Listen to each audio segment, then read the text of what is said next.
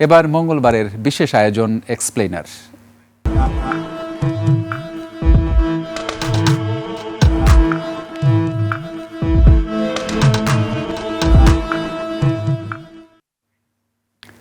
Russia Ukraine যুদ্ধের 4 বছর পূর্ণ হলো আজ।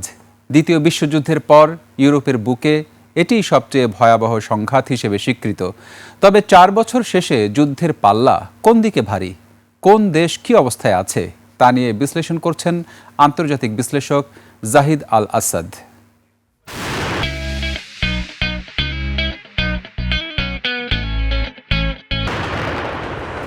বর্তমানে রাশিয়া ইউক্রেনের প্রায় 19.5% ভূমি দখল করে আছে। তবে গত 1 বছরে তাদের অগ্রগতির হার ছিল অত্যন্ত ধীর। 2025 সাল জুড়ে তারা ইউক্রেনের মাত্র 1%-এরও কম ভূমি দখল করতে সক্ষম হয়েছে। রাশিয়া ইউক্রেন যুদ্ধ 4 বছরের মাথায় এসে দাঁড়িয়ে একটি ওয়ার অফ অ্যাট্রিশন বা ক্ষয়িষ্ণু যুদ্ধে পরিণত হয়েছে। এক নজরে দুই দেশের বর্তমান অবস্থা বিশ্লেষণে দেখা যায়, রাশিয়ার সামরিক ক্ষয়ক্ষতির হিসেবে দেশটির প্রায় 12 লক্ষ সৈন্য হতাহত বা নিখোঁজ হয়েছে বলে বিভিন্ন আন্তর্জাতিক থিঙ্ক ট্যাঙ্ক ও মানবাধিকার সংস্থাগুলোর বরাতে ধারণা করা হচ্ছে।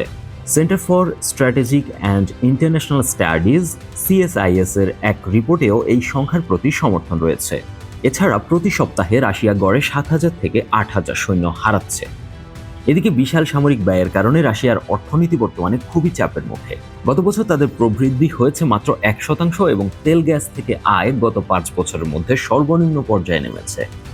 অন্যদিকে ইউক্রেনের অবস্থা আরও করুণ। দেশটির এই পর্যন্ত প্রায় 6 লাখ সৈন্য হতাহতের তথ্য দিয়েছে CSIS। ধারণা করা হচ্ছে আহত, নিহত ও শরণার্থী হিসেবে পালিয়ে যাওয়া মিলিয়ে ইউক্রেন তার মোট জনসংখ্যার 4 ভাগের 1 ভাগ হারিয়েছে। দেশটিতে মানবিক সংকটও তুঙ্গে। প্রায় 59 লাখ ইউক্রেনীয় শরণার্থী হিসেবে দেশটির বাইরে এবং 37 লাখ মানুষ দেশের অভ্যন্তরে বাস্তুচ্যুত হিসেবে বসবাস করছে। এছাড়া অন্তত 15,000-এর বেশি বেসামরিক মানুষ প্রাণ হারিয়েছে বলে জানা যাচ্ছে। এদিকে ইউক্রেন এখন সম্পূর্ণভাবে পশ্চিমা দেশগুলোর অর্থ ও অস্ত্রের উপর নির্ভরশীল। তবে ডোনাল্ড ট্রাম্প ক্ষমতায় আসার পর মার্কিন সহায়তা খুবই সংকুচিত হওয়ায় এখন বর্তমানে ইউরোপই ইউক্রেনের প্রধান সহায়তাকারী হিসেবে দাঁড়িয়েছে। সব মিলিয়ে বলা যায় 4 বছর শেষে কোনো পক্ষই এখন পর্যন্ত চূড়ান্ত বিজয়ের পথে নেই। এদিকে ডোনাল্ড ট্রাম্প ইউক্রেনকে একটি শান্তি চুক্তি স্বাক্ষর করার জন্য প্রবল চাপ দিয়ে যাচ্ছেন, যেখানে ভ্লাদিমির পুতিনের উপর তেমন কোনো বাহ্যিক চাপ দেখা যাচ্ছে না। পুতিন দাবি করেছেন ইউক্রেনকে দনবাস অঞ্চলের বাকি 30% এলাকা ছেড়ে দিতে হবে, যা এখনও ইউক্রেনের নিয়ন্ত্রণে রয়েছে। কিন্তু ইউক্রেনীয়দের কাছে এই শর্ত মেনে নেওয়া প্রায় অসম্ভব। ব্রিটিশ প্রতিরক্ষা মন্ত্রণালয়ের তথ্য মতে বর্তমান গতিতে এগুলো পুরো দনবাস অঞ্চল দখল করতে রাশিয়ার এখনও 4 বছরের বেশি সময় লাগতে পারে।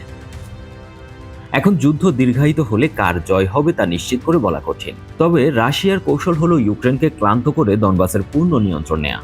অন্যদিকে ইউক্রেনের টিকে থাকা নির্ভর করছে ইউরোপের অব্যাহত সামরিক সহায়তা এবং মার্কিন নিরাপত্তা গ্যারান্টির উপর।